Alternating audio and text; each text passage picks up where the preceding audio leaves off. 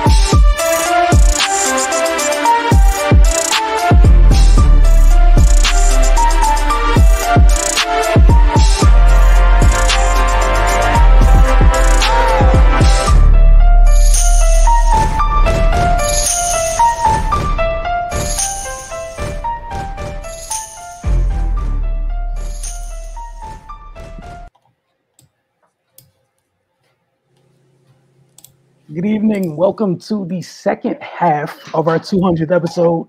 If you guys caught the first half, you guys already know. We've had the luxury of speaking with two great guests this evening in the basketball world. In the first half, we spoke with Coach Mike Jones and DeMatha. This half, we're going to continue our celebration by speaking with Van Johnson Jr., Baseline Hoops sports founder and Nike consultant. First off, Van, I just want to thank you for joining us tonight for our 200th episode. That's a great accomplishment. That's pretty cool, man. That's pretty cool. I'm like being a part of it pretty much. I appreciate that for sure. Thank you for making the time, because just reading up on you a little bit, man, that resume got some length to it, sir. Well, I appreciate that. yeah. I tell you what, it's a story. It's a story. Trust me, it's a story. I mean, it was interesting. I mean, the journey has been a learning experience and sometimes a frustrating experience. And I would go into some of that pretty much in regards to scouting and just being a part of this basketball world, which is tricky, I would say, sometimes. I think that's very kind of you to use the word tricky. It's a very kind way of saying that. It's very kind of you. But we're gonna get started tonight. We're gonna try to start near the beginning. I know we only have you for 50-something minutes, so we don't got time to get everything. But we're gonna try to pull out more than enough so folks get a proper picture of just some of the things you've been through, and just to get a better idea of how things work behind the curtain, so to speak. There's so many times that folks, like us, want to stick around sports, and sometimes the playing days, we all got dreams, but sometimes you gotta pivot. Oh, exactly. You gotta pivot, figure out some other things to do. What was the spark or the person that kind of led you towards scouting? Wow, I mean, you know what? It started for me, to be honest, when 1976, when I was 10 years old. My cousin, God rest his soul, Vernon Henderson, took me to my first game, which was at the Cole Fieldhouse, which was a city title game, which Dunbar was #1 ranked in the country, and I was blown away by all the players and the talents and the athleticism, and I just fell in love with basketball pretty much, and started playing, of course. Played boys club, played rec ball, played in junior high school, at Backus Junior High School.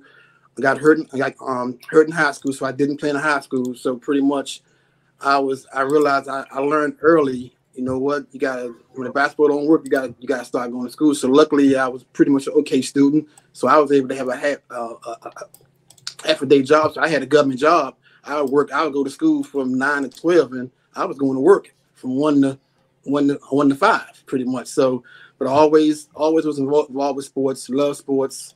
And just one thing, just watching, started for me, I would say, guys, around 1990, going to games and just watching all the players and going to the games and realizing I don't see guys of look like me on the scores table or the scouting table or the writing table. So I was a computer analyst. I mean, I went to school for computers, so I had a job for DOD. So I had a job. So, but basically, my hobby was I love sports. So I just noticed that it was no guys like me at the table, at the scouting table, writing articles. So I would go to games in late 1990. So 1991 in the spring, I kept watching this gentleman by the name of Tom Strickler. I watched him because he was a writer for Eastern Basketball, which is now Basketball Times. But he also wrote for Middle Atlantic Sports News. So he pretty much he watched me, and I would show him. I had my rankings back then. I had 1989 class, 1990. I had over 200 kids each class. I mean, freshmen, sophomores, and seniors. I mean, that's how much I was into it, pretty much, because I just loved to do it. So one college coach, in like 1991, I was sitting beside. I would literally sit behind the press row. And this college coach was sitting beside me. And at the time, it was games at Georgetown University, which was Boo Williams All-Stars versus the DC All-Stars. And it was, and I would write my notes, and the coach said, "You should be over at that table." And I was like, "You know what? You're right." And I said, "But I just haven't I just don't know how to go about doing it." And luckily, he talked to Tom Strickler, and Tom, and that's my man. Me and him still close to this day. Tom took me on his wings. He let me be the Middle Atlantic Sports News DC editor. That was around 1993 to 1991, 1993 and 1997. So I was an editor for DC basketball. I wrote articles and ranked the players, ranked the teams, and one thing just led to another.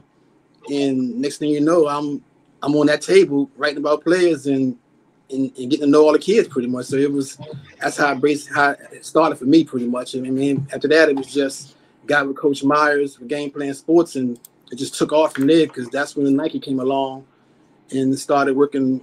We did him and I designed a Nike Peach Jam, and one thing led to another pretty much. That's how it all started for me pretty much, it's a weird ride pretty much. But basically, I saw people that look like me on the scores table, and I wanted to be that first African American do that pretty much to help kids go to college, basically.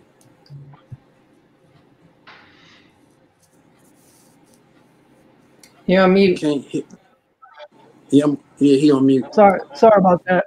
I was gonna say some of us, I think all of us here could attest to walking into rooms sometimes in this industry, and sometimes those rooms a little bleak, seeing a familiar face, yes sir, seeing some melaniners a little pale at times, if you will. So we all been there. And for me back there, it was sometimes, guys, I had a hard time getting media credentials, and thank God for Jerry Shank, who was the editor for Middle Atlantic Sports News. He would call and get my media credentials for me, because again, they didn't know who I was until they started learning who I was pretty much. So again, I was helped by numerous Caucasians, Tom Konchowski, all of them, and they all basically took me to the wing. I was a young African American kid that I was going around, and they showed me all the tricks of the trades, and I learned so much from them guys. I mean, I'm deeply indebted to all those guys for sure. Octavia, Ray, did you guys want to jump in? Yeah, I just through Cardell, I'll be honest, I've started to learn more about the scouting world. But I always wondered, I always like to ask every specific scout, what's one of the biggest thing you look for when you're evaluating talent? Wow, that's a good question. A lot of parents ask that question. When I go to the games, I'll watch how a kid plays off the ball, and I want to see how he interacts with his players, with his teammates. I just want to see how he is character-wise, how he plays, because everybody can score a bucket. That's easy. But I want to see his interactions, how he communicate, and how he handles himself through adversity pretty much. Because sometimes, now, kids these days don't like climbing over that wall. They want to go around the wall, to be honest. Mm-hmm. basically, I just want. That's what I want to see how kids' mental toughness pretty much is. I mean, I can tell you a quick story. I went to see a kid. I was scouting for Nike. And he wanted to go. He was blowing my phone up. He wanted to go to Nike All-American camp. So his father was like adamant. He wanted me to come to the game on Friday. So me being anal, I went to a game on Tuesday because I didn't want to go Friday because he knew I'd be there, and I would see a person that he's trying to show up. So I went to the game on Friday, and if anybody know me, I would go to a game and I sit up in the Bob Eucharist. And you wouldn't know I'm there. I paid my little $5, didn't flash no media pass. So I wanted to watch him play. And he was I'm not gonna say his name because he still lives around here. And he was very good. He had 40 that night, but he was so selfish, almost had 40. That's my next point. He got fouled, and he could tell he wanted to get 40 that night. It was Tuesday. And he missed the free throw. So he realized he wasn't going to get 40, so he missed it on purpose because he knew he was getting subbed out. So the coach still subbed him out, got upset, didn't slap the kid's hand after he was coming off the floor, went to the end of the bench and took his jersey off. And after the game was over, didn't shake hands. So I'm like, I'm good. And so I'm driving home. So again, I ain't tell the coach I was there. I ain't tell his dad I was there. So I'm getting in my car going back down 95. His dad calls and said, man, my son had 40. The stupid coach didn't let him get 40. He said, I said, your son went on 11, right? I took his jersey off, told everybody, F you, and he was done. And the phone he got quiet. And his next question to me was, can he still come to the Nike All-American camp? I said, nah, coach. I said, nah. Can't do that, man. That's on my name. Can't do that, man. Can't do it, baby. Can't do it. Oh my God. At the time, I'm dealing with a George Raveling, a Don Crenshaw. These are Nike big guys. I can't have no kid come to the camp and acting like that. And then they say, how you get here? Or Van invited him. Oh no, I can't do that. We can't do that. We can't have that. No way. Can't have that. So yeah, that's the main thing. I look for how you interact with your teammates. And I'm talking to the coaches and seeing what because the coaches, sometimes coaches can be, how can I put this, not truthful sometimes. And it's best to have a relationship with a kid and see how he really is. Because sometimes coaches can get very vindictive and try to hurt a kid, which I don't know why they would do that. But some coaches do that sometimes.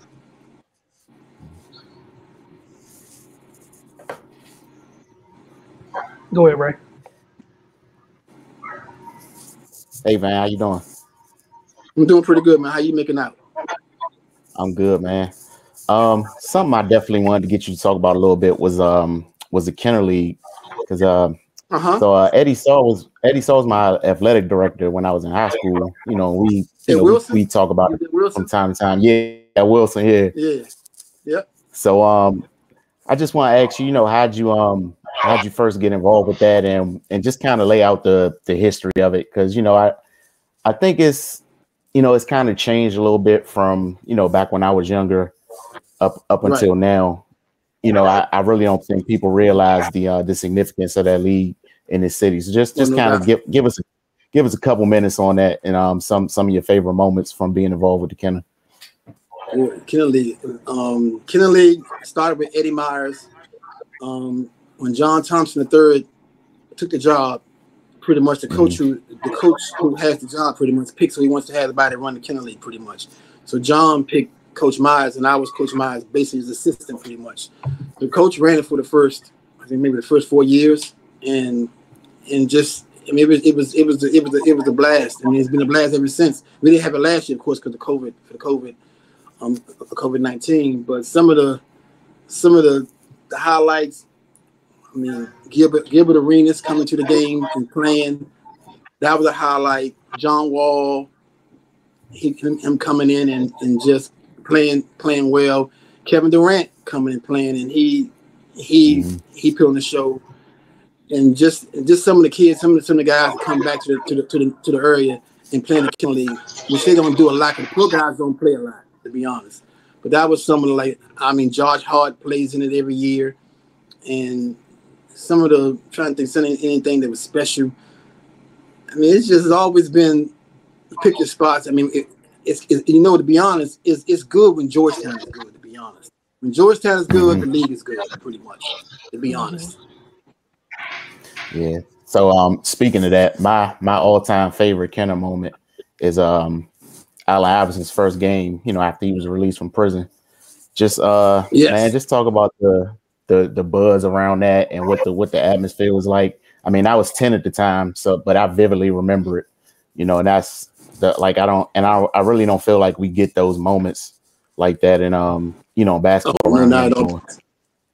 But just kind of describe, huh? Yeah, we wasn't running it back then. I mean, Jeff Brooks was running it back then, and it was a different atmosphere then. It was like it was Wild Wild West. I mean, he could get all the guys, and they appreciated the street ball. I mean, they really did. I mean, it wasn't no Goodman League. That was the only thing in the city, Kenner League, and they all played in it pretty much. But that was, I wasn't there, but I've talked to people, like, to this day, Allen Iverson still asks for those videos because he had his manager called me and asked for those videos, believe it or not. Because when he started his All-Star game, kids these nowadays didn't know he was the kind of player he was.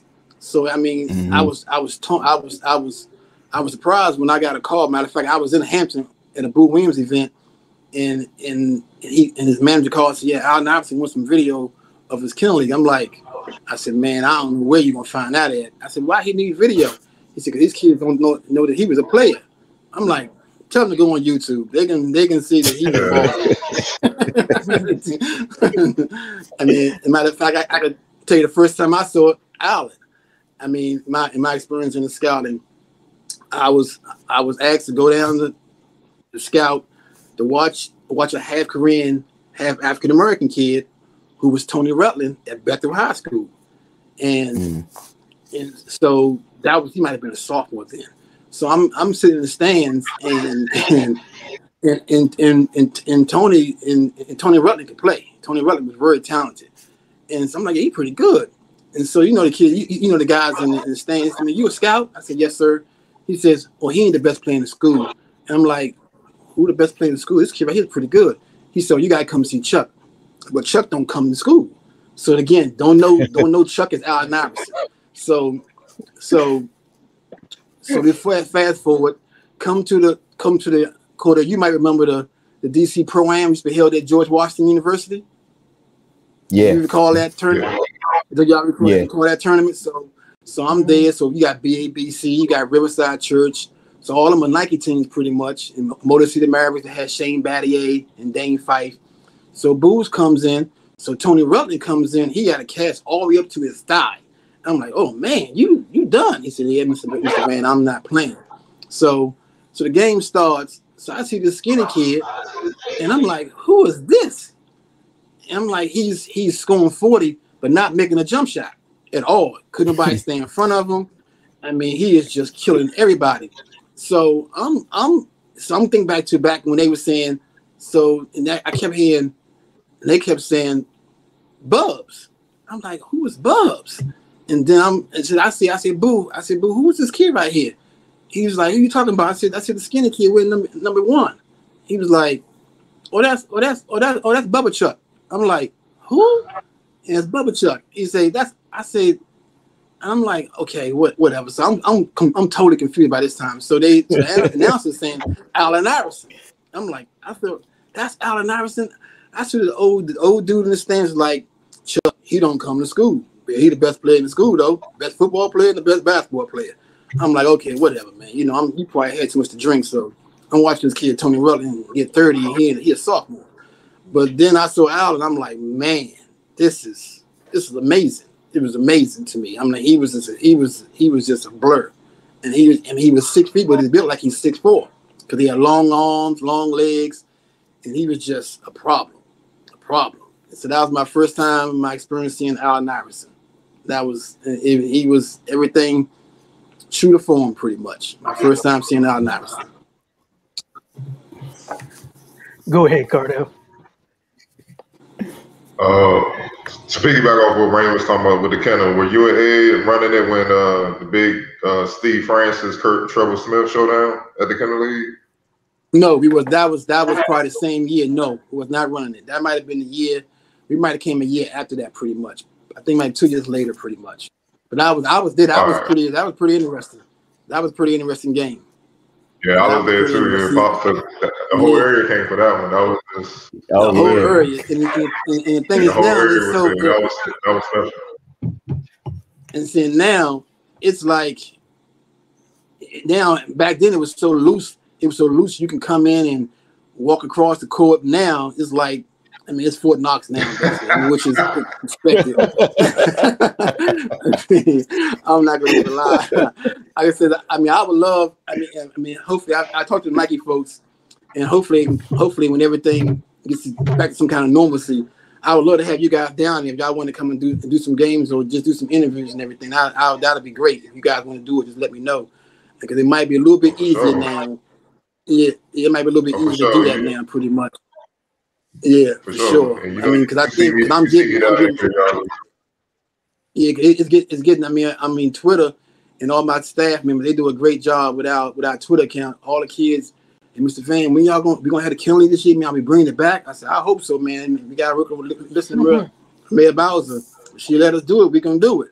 But until she releases the city, we can't do nothing. We stuck in neutral. So I mean, I get all the calls and all the kids. They're looking forward to planning, and so hopefully everybody get vaccinated, and maybe we can have it this year. Bring it back this year for sure. Speaking of COVID, obviously that's changed the landscape of basketball and life as we know it in general. Right. The 2021 prospects were dealt an unfair blow. Lack of opportunities, and to showcase their talents. In that final high school year. What advice would you give to these players and their families as they navigate through prep, JUCO, all divisions of college, options? It's tough, man. I mean, I talk to college coaches every day, and the first thing they say, guys, when they call, "Hey, Van, what's up with the portal?" And they don't even ask about the 21 class. They ask about the portal. Who can they get in the portal? Because they're trying to get kids that are already college ready. Because again, I can get it. They're trying to save their jobs pretty much. So I mean, it's tough. I feel bad for it. If you're not a 5-star or a 4-star, you got to look for a prep school, and you got to do the prep school thing early because the money runs out. Because them prep schools can get very expensive. And I've made some calls for a couple of kids, and it's, I mean, it can range from $5,000 to $15,000 for a year, and then you're still not guaranteed to get a scholarship. I mean, after that, and then you still going to JUCO. So basically, you wasted a year of playing when you could have been in JUCO and could have got to college faster. That's the thing I feel bad about to the kids, because some of the parents, they get offended, like you saying your son can't play. I said, it's not that. It's just that now with the portal, I mean, it's almost 400 kids in the portal right now, and they can play right away. Yeah. And it's tough. I mean, it's tough, man. I feel for the senior class. If you're not a McDonald's All-American or a Jordan brand kid, it's going to be tough for you pretty much. But that's when I think the kids, the small, I try to help some of the small colleges, because now they can come in here and get some kids. You know what I'm saying? They can get some kids now, because everybody not going to want to go. Everybody can't go to the big time schools. And that's not going to happen. You got to be able to, you got to go to a Bryant or Mount St. Mary's or Eastern Illinois. I mean, they play ball too in the NBA. If you can play, they're going to scout you if you're putting up numbers and you're building your resume. They're always going to see you. Yes, sir. You're doing your job.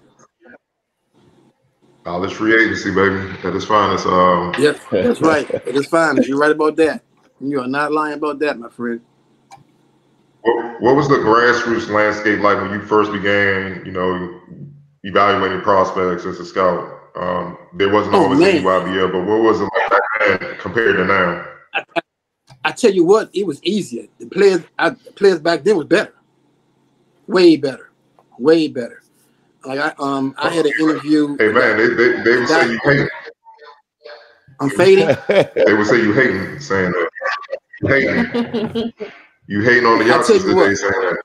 No, I don't mean to, but listen, man, I'm gonna give y'all an example. Like Charlie Weber tournament.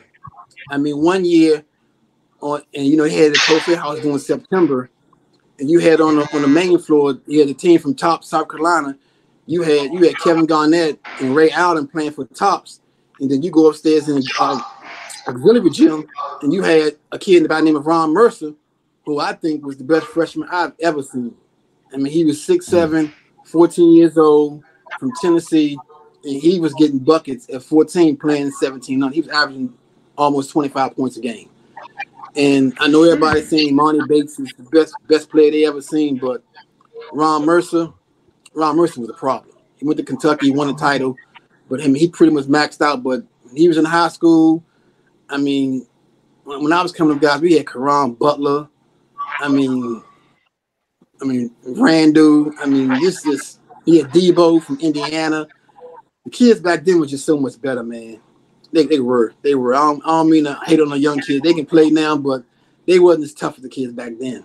No, it's not even close. It's not even close. Not even close. It's not close. Not close. Like the Kendall Gills. I mean, watching the old Georgetown teams. The old Georgetown teams can still play in this era right now. With the Patrick Ewings and all them guys, they can still play in this era. But no doubt. No doubt. No doubt in my mind. Oh man, there's so much. We got so much you shared already. So much left to get to. I'm so proud of y'all for being mature with that answer that he just shared. Y'all showed great maturity. You know I was. You know I was about to say it. What's that? I just want to talk. What's your man Kevin Garnett say? Say what? When Kevin Garnett said that couldn't nobody play in this era no more. Oh no! I mean, he was a phenomenal player, man. He was very talented. He had to sell the book, man. He had to sell the book, man. He had to sell the book. Say it again. No, she said Kevin Garnett said nobody could play in this era from 20 plus years ago. I was like, he had to sell the book. That's the reason why he put that out there. He was being smart, being a businessman. Oh yeah, that's true. That's true. Yeah, because I saw that. I saw that, and I remember Kevin. I mean, Kevin was a talent. People don't realize Kevin came close to going to Maryland because he was a Joe Smith fan. He loved Joe Smith. Yeah. And Kevin's always had a great personality. Always great personality. He's a salesman, no doubt about that. He's a salesman. He gets it. Yeah, he gets it. Yeah, he gets it. I want to take our first break in tonight. Again, Jamal Hayward with the 9-450 breakdown each and every week. We truly appreciate him, and we can't do a milestone episode without the 9-450 breakdown. It just wouldn't be right. So this week, it's a combo move: same hand foot punch dribble mixed with a quick pickup move shot. One more time, it's the same hand foot punch dribble mixed with a quick pickup move shot, followed by a little bit of a break, and then we get back. We still got a whole lot more to discuss with Van Johnson Jr. You watching the Focus TV.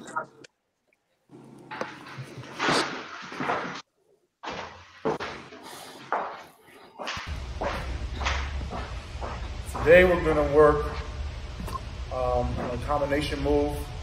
We're going to add 2 moves into one. Still minimal dribbles. I'm going to show you how it looks both ways. We're going to put together same foot pound into a quick pickup. We're going to combine those two. So I'm going to start with my right hand, okay? So before I start facing the rim and really demonstrate, I'm going to show you guys the breakdown. So say if I go right, ball's in my right hand, I go right. So I'm taking one stop with my right foot out. That's the same foot, same hand pound, okay? So when I take this pound, I want to be in a lunge position, okay?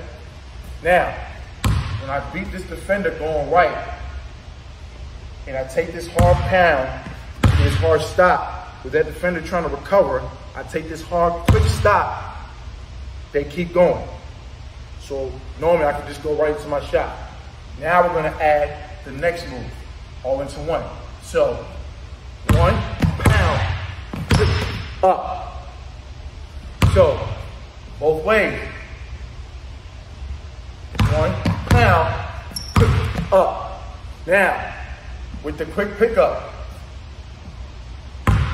right foot out, then I step my left foot forward aggressively. So, again, right foot out, up, left, right. But it's fast and brings it right to my shot pocket. So here again, up, same way, same thing the other way. So, with the shot,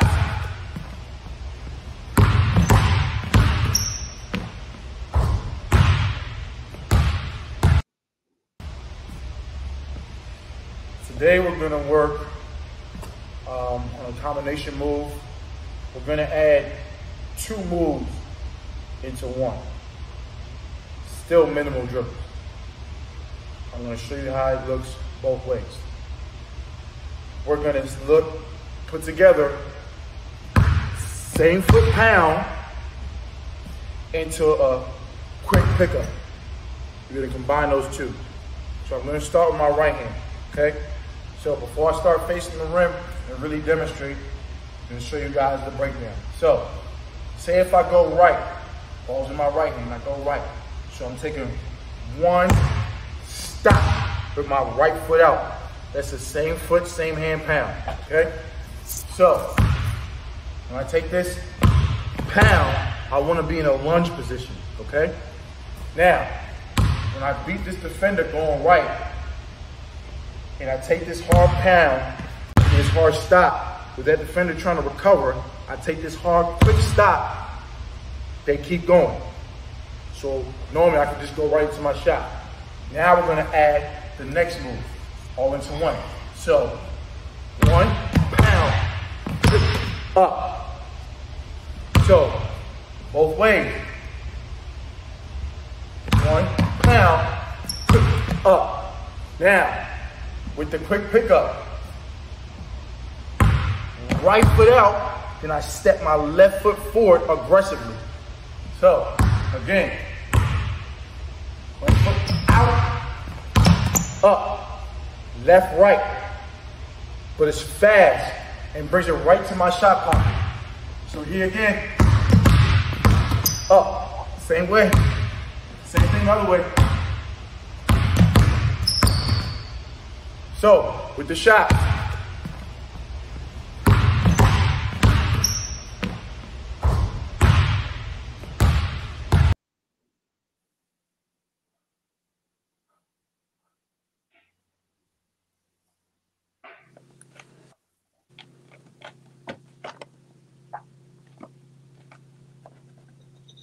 Welcome back to the Focus TV.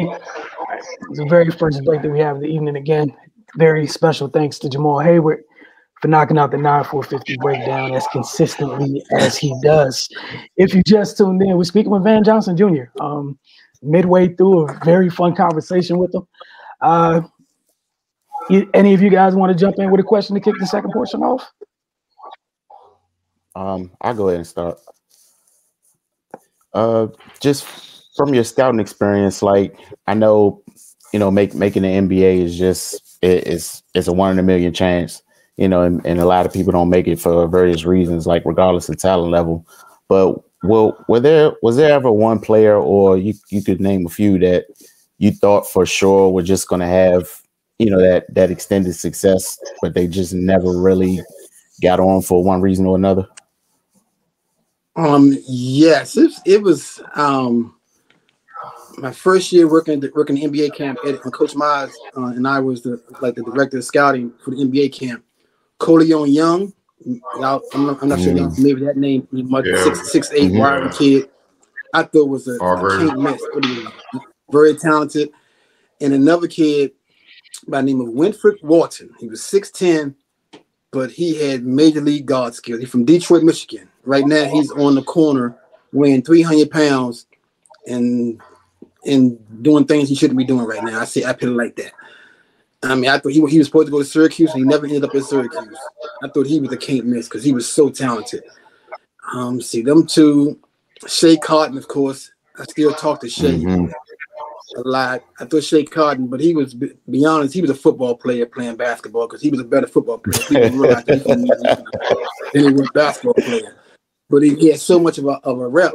I mean, it was like, he was, and another kid from California, named, I was going to say his name, Evan Burns, 6'7" kid from Fairfax High School, 6'7" guard. Oh my God. I thought he was super talented. I still have my scouting service, and I had like, one was like Division 3, 2 was Division 2, and 3 was low Division 1, and 4 was mid-major, and 5 was high Division 1, and 6 was pro potential. I mean, I gave Evan Burns a 6, I gave Winfrey Walton a 6, and I gave Cody Young a 6, and they was I don't know if they maxed out or they was giving too much too soon. I would say that because they already thought they had made it when they really didn't. Because the NBA, they don't give you too many chances. Once you only get one time to impress NBA, then it's waiver wire time. If you don't do what you're supposed to do, pretty much. That's why I tell every kid, I mean, that gets drafted in the NBA, listen, man, y'all get drafted, don't come home that summer. Go to their facility, be the first one there to open up the gym, and the last one to leave. Because your main goal is to get that second contract. That's your main goal. And you got to work hard because it's to the teams, it's an investment. And you got to put the time in. If you show you're not putting the time in, you're gone within a year or two, you're gone. And they're going to the next person because it's all about potential. They want to see how hard you're going to work, basically. That's why I give a kid like Jeremy Mumu Grant a lot of credit. People don't realize he was ranked 30. I want to say he was ranked in the top 40 with Mike. I think 2011, 2012 class, and he was I want to say 4th team All Met. He wasn't even 1st team All Met. He was 4th team. But that's how good the Mather was. I mean, Mather always had that kind of talent. But to his credit, he worked on his game, and look at him now. I mean, he's one of the better players in the league. I mean, he's 6'8". He can score from all around the floor. I mean, he was always a great kid. And them kids, it's all about attitude.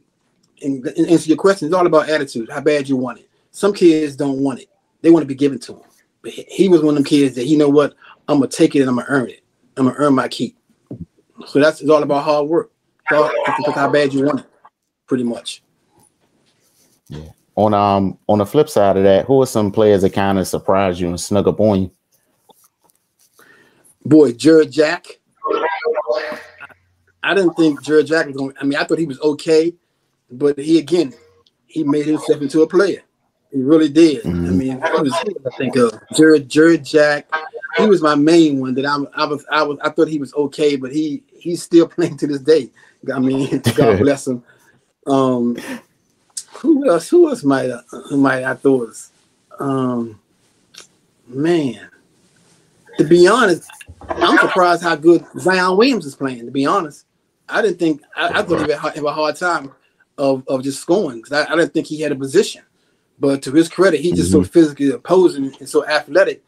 He just can't be stopped, to be honest. I mean, talking to the NBA scouts, because I do a lot of scouting on the NBA side now. And I mean, you had to draft him, but they was comparing him to Rodney Rogers. And I know some of y'all are familiar with Rodney Rogers. That's what I compared him to, Rodney Rogers. So I thought it was very good. I can see that. He didn't pan out at all. I mean, when I did my profiles, I compared him to Rodney Rogers. And Rodney Rogers could shoot jump shots, could put on the floor, take it coast to coast. I mean, he was a grown man. And I'm like, and I didn't think he was better than Rodney Rogers, but he's proved me wrong for sure. I mean, he just brings it. I mean, if he can keep dunking like 12 for 12, he got a long time. I hope his body holds up. That's a lot of jumping, a lot of powerfulness. It reminds me of Dirk Rose because he was so hard on his body with the quick twitching and landing hard in the hard cuts. So I hope he can take care of himself and stay in shape. He should be fine. But those are two kids that I can say that I was like, yeah. I mean, I'm surprised they did as well as they doing pretty much. Back when you began as a scout, definitely during my time in high school, college coaches or even the pros, they usually went through the high school coaches. and then maybe secondary is the AAU coaches. Now that process has been flipped, where the AAU coaches kind of have all the power now, and the head coaches in high school, we'll deal with him later, if at all. Do you feel that changes for the better, or should it be more balanced? I think it should be more balanced. Like when I first started, the high schools had all the power. Like Morgan Wooten, I mean, running the Peace Jam, I recall, and like it was yesterday, we started Peace Jam on a Wednesday, and by that Friday, our DC players was back home playing in the Rock League because they had to get back because Morgan Wooten needed them back. I mean, he had the power. And to me, he was the godfather of all this stuff. I mean, everything you see now, he was doing back then pretty much. I mean, he was before his time, no doubt about it. I learned a lot. Believe it or not, I'm on the McDonald's list committee, and a couple of times me and him talked, and I learned so much. I was a little wet behind the ears, and when I called him, left a message, and I said, man, he ain't gonna call me back, and he called me back. I was stunned. I said, now if he can call me back, anybody that calls me, I'll make sure I call him back. Because I was just amazed. I was stunned when he called me, and he was always gracious with his time with me, and he was a jewel. He really was. He was a godfather, no doubt about it. He was a godfather. I told you, like, and I asked him. I said, I didn't think he was gonna call him back, Coach. He said, no. He said, in this business van, you have to call everybody back. You have to. And after that, I was like, you got it. Anybody call me, I'm gonna call them back. Even if I don't know them, you leave a message, I'm gonna call you back. I mean, that's just the way it is in this business, because you never know. You treat people where you want to be treated, pretty much. But that's the difference. Now, like a Mike Jones. Mike Jones has his power. Steve Turner, but now they kind of collaborate with the travel teams now. To be honest, I see a better communication now. To be honest, I really do. I see a better communication.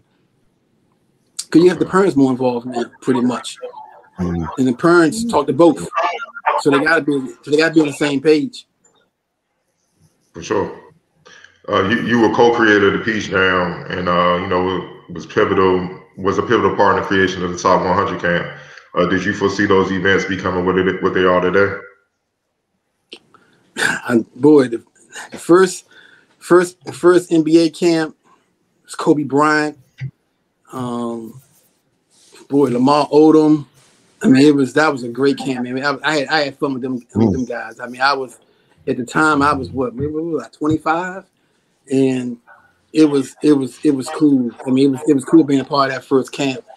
And the Peace Jam. I'll be forever ingraded.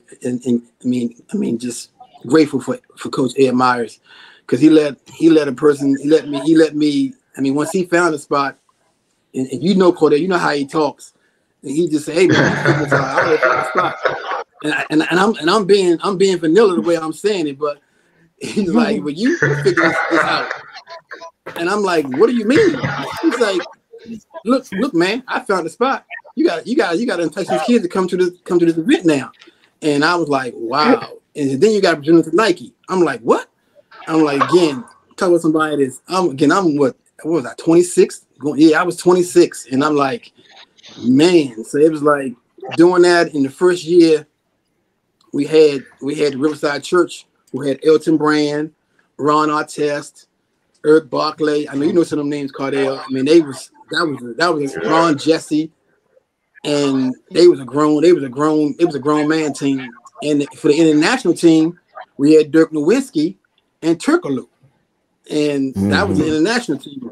That's why Nike was so ahead of their time when it came down to foreign kids. Nike's foreign scout, whoever, matter of fact, it's a female. She was sharp. Because anybody can have Turkoglu. Hedu Turkoglu, who was pretty good, and Dirk Nowitzki, who wasn't that good back then. He was okay. It was a kid by the name of Igor, who played like Dragan Petrovic. And that's who all the college coaches came to see. Because he was like 6'5", and Igor could play. And Turkoglu was good, but Dirk Nowitzki was okay. He didn't get good to the following year for the Nike Hoop Summit. That's when he made his money. But that first year Peace Jam was Larry Hughes. I mean, it was star-studded, man. And believe it or not, that was only supposed to be a one year thing. And the next thing you know, here it is, 25 years later, they still having it. So I mean, it's a wonderful event, pretty much. I mean, I didn't think it lasted this long. Normally, Nike don't do things that long. Nike's always outside the box and always thinking something new and generating something new that everybody's on. And for this to last for 26 years, but last year we didn't have it, of course. But for it to last this long, it's a testament to the event and the programs and Nike, pretty much, that made it as strong as it is right now. Yo, some of my favorite events. Excuse me? No, I was saying, man, some of my favorite events to cover was over the years was the Nike Skills Academy. Like they had the KD Skills Academy here, and that was the first time I saw Jabari Parker up close. He went to work on KD at first, and KD had to bring his NBA game up to par. But it was just shocking to see. He was there. It was shocking to see a high school player, a legit high school player, not a double reclass push the MVP like that. Right. You know what I mean? Right. So I was like, yeah, he the real deal. Dude got something special coming. But I love those academies because it's about basketball. It's not allowed to the public, and you got a ball. Top high school, college guys that you've seen the league. Same with Jordan Brand. I love the Jordan Brand Classic and stuff like that. But you served on the selection committee for those prestigious events. Without going too deep into it, what were the main factors from players you look for to give those players a nod to play in those events? Well, just a matter of how they competed and just their attitudes towards the game. Like the very first Skills Academy was held on Nike's campus. That was Dirk Rose, Dante Green, Austin Friedman. It was like back then it was only 15 guys. So it was very hard. But it was basically what 15 or 20 guys you think are gonna be pros. And that's what we had who had the potential. And pretty much it always came close to being pros, basically. I mean, Tywon Lawson. It was pretty good. Other scouts did a good job of pretty much picking the players, pretty much. And it was cool being a part of that selection committee for sure. But it counts being talented. Basically, that's the number one thing: being talented and being good enough. Gotcha. On you, Raymond. Oh, it's probably better that I got interrupted earlier because I was just about to be petty. But I'm gonna go ahead and get it out. Like, just to touch on what you said earlier, like when people try to compare eras, like the names you were naming from, when you guys first got started, like it doesn't compare to today. I'm sorry, man. It just doesn't. But they're better athletes. But I was gonna ask, with a lot of the players you listed, you've named a lot of local talent. So I gotta ask, I need your opinion. Does this area produce the best basketball talent in the country? For its size, I would say yes. If you look at it, this area produces the most Division I, Division II players in the country. It's been documented pretty much. This area is just, I don't know what it is, but by being so small, they play basketball. And girls and boys. It's just a talented area pretty much. And they come here to recruit. That's why we had it like the West Coast, and they always get mad. I'm like, y'all, look how big the West Coast is. Look how small we are. Y'all should produce that kind of stuff, but look how small we are. And we still produce, we have our share of pros. Think about that. Right. And plus, we tougher. Just that always, we get mad. But I'm like, even the girls, they're tougher.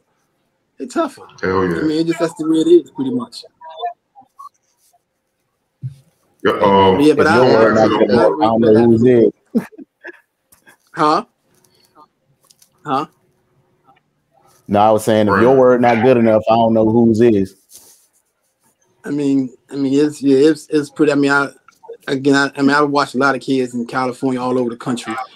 I mean, I heard it's very unique, man. It's very unique. It really is. I mean, that's why the team takeovers, the team Durants, the DC Premiers, they all very competitive. They go to these circuits and they play well. They hold their own pretty much.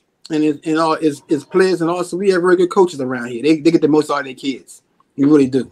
I mean, I give them the utmost respect. They do. They predict the time in, and they get the results. No doubt about it. There's a reason why our kids around here are talented, because they've been well drilled. They all have trainers, so they all know how to play a little bit. So when they get to college, they not wide eyed pretty much. And I mean, they know how to play. They really do. Speaking about coaching, I mean college. I was saying, speaking about the college recruiting thing and going back to the portal a little bit, you know, the big thing is the why players transfer. And I want to ask you, is it more so players running from having to compete, or is it about coaches not keeping their word?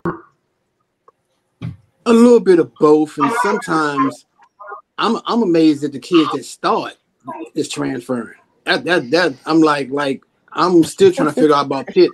How can you start in backcourt transfer? One average 14 points a game, one average 15 points a game. So why are y'all transferring? I mean, you're in the ACC, so I mean that's confusing to me, to be honest. That's very confusing. So I don't know what was happening, or whether if it's something promised, or just a communication glitch. I guess I don't know, but that's kind of surprising. Like in George Washington, the kid Jameson. I mean, you averaging 70 points a game. You 6'7". I mean, I've talked to NBA scouts. Your name has come across my desk because I do a little bit of NBA scouting, so they know about you. So why leave? So I mean, I don't know. I mean, I don't know if it's tampering. I mean, but you know how it is. Cause I mean, again, they're trying to save their jobs, man. I mean, this is a cutthroat business. Like I said earlier, it's tricky, real tricky out here, real tricky. How do you feel about the G League Ignite path and the new overtime league? You know, that they trying to get it off the ground. Boy, the G League, I like the concept, because some kids, if you don't want to go to college, don't go. I mean, it's just defeating the purpose. And if you can do the G League and see how good you are, and see where you stand, I'm not mad at that. The overtime league, I think it's going to be interesting, because you're going to have some parents that have some 15-year-olds and 16-year-olds looking at that 100,000 and might want to bite, but they don't understand that 100,000, you got to pay 35% out to the tax man. So you're looking at only 65,000. So I mean, so they don't look at it like that. But that's, I mean, me being around the business, they don't see that part of it. But I mean, I get it, but I hope it don't hurt high school basketball. I really don't, because I was hoping they would say 18 and 19. When I saw 15 and 16, I'm like, oh my gosh, what are y'all trying to do? This is crazy. Because you're gonna have some parents they're gonna try to chase the money. We all know that. That's the sad part about it. These kids need to get an education. They really do, because everybody's not gonna make it. Everybody's not gonna make it, because you still got international players, and they're gonna get their looks. Trust me. More than we can get our looks. Trust me. One more question for you, man. Sure, what's up? I need you to answer this. Okay. Who's the better? If both programs got their 12 best players, who will win? DC Assault, Team Takeover. Woo, boy! Oh man! Good gracious! Oh man! Cardell shows violence. Yeah, he went. Doesn't he always? With the Mike Tyson. Man, I tell you what, DC Assault was in the first Peace Jam, and it was coached by Troy Weaver, who's the general manager of the Detroit Pistons right now. Man, oh my goodness, man, oh my goodness, Cordell, woo, top 12. Can I get a best 3 out of 5 with a best top 12? Man, do or die. NCAA tournament style. Do or die. Do or die. Man. I want to say assault. Yeah, top 12. I want to say assault because I mean, because Kevin Durant didn't play with Takeover. Man, yeah, boy, that's a tough one there, man. That's a tough one. Jamal, James White. Yes. I mean, I'm leaning towards assault too, man. Yeah, Delonte Hill, Kevin Lyde, Keith Bogans. I mean, Keith Bogans, Kevin Lyde, Delonte Hill, Attila Cosby. Man, who else? Ty Lawson. Michael Beasley. Beasley. Yeah, Ty Lawson played with him sometimes, even though he was more of a Keith Stevens kid. Man, boy, that's man. Yeah, I say a smidge. I say assault. Yeah, I say assault. Because Bogans, people don't realize Keith Bogans was very, very good. Very, very good. Yeah, he was very talented. And James White, I mean, yeah, they had some players. They could play. You gonna get some calls out of this. You gonna get some. Huh? Oh, I know I am. You would set me up big time. I just had to ask, man. I'm a Nike guy. I know it, man. Van, really? I'm like, oh, come on. Right. I'm gonna say a smidge. DC. So it was. Yeah, because I gotta go back to what I said earlier. Back then, they was better players. So I'm gonna say DC. So yeah, I'm gonna say DC. I'm gonna stick to that pretty much. Cardell out here closing both halves of this special he came out with Mike Tyson. He came out with Mike Tyson and man. It's a debate. It's a ongoing debate. So it's a long debate, brother. Long debate. But I tell you what though, you gotta throw DC players in there because they were the first Nike travel team, and they had 9 players that they played up when they was 9th graders through 17 and under. And DC players had Dwayne Simpkins, X-Ray Hip, Stacey Robinson, Tony Moore, God rest his soul, Riley Inge, Vaughn Jones. Who else I'm missing? They had 9 players, but they were all gangsters. They played up for 2 years. I mean, they part of that conversation too. I mean, DC players run by Donnie Grove. Huh? Where does you think Executive 3 could find their way in that mix? Yeah, but they pretty much after you graduated, they played. I mean, they went all over the place with Bates. I mean, they wasn't. I mean, the Bates. Yeah, of course, when they was 19 and under, yeah, they had their mob, But he did mostly like Junior Olympics and 19 under stuff when they got a little older, pretty much. But he had his mob. For sure. But those 3 groups, DC players, Team Takeover, and DC Assault, they basically put the DMV on the map. And you can't discount Baltimore. Baltimore had, and DC players, they were the only ones. They had Dante Bright and Keith Booth. I forgot Keith Booth on that squad too. And Dante Bright and Michael Lowen. That was DC player squad. There was some gangsters. Wow. So I mean, they could rock and roll too. They were fun to watch. So I mean, and that's the first time you saw a young white kid have a whole black team. But they was very good. They were so talented. DC players, bro. Like I said, they were the first Nike sponsored team in our area, pretty much. All right, we're gonna take our second break and then come back and close. Man, we've enjoyed talking to Van, man. This is a lot. I had a blast, man. It's been fun. Especially Cardell with the the rapid fire questions, even though we don't got rapid fire. But we're gonna take a quick break and when we get back, we're gonna close things. And you don't need me to segment. I just need one question.